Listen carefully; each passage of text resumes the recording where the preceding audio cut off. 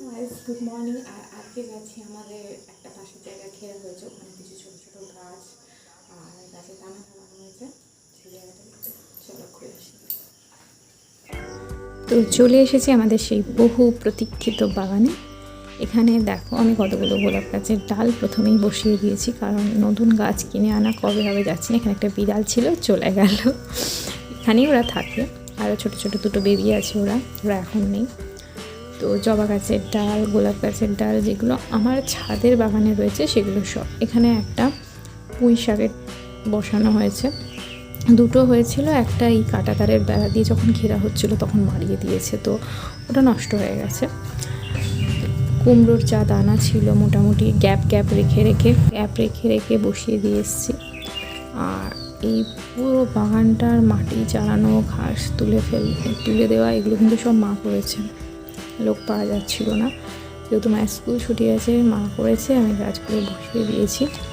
এবং দেখতে পাচ্ছ গোলাপ গাছের ডালগুলো কিন্তু মোটামুটি সবগুলো ধরে গেছে, তার মধ্যে কিছু কিছু গাছে তো কুঁড়ি চলে এসেছে বর্ষার জলটা পাওয়ার পর। এখানেও বসিয়েছি।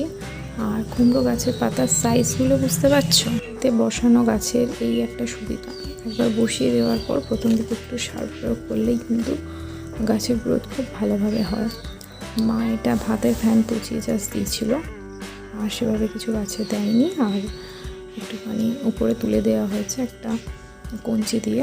এখানে একটা উচ্ছে গাছ রয়েছে, সাদা থোকা টগরের ডাল বসিয়েছি, একটা লঙ্কা গাছের চারা বসিয়েছি।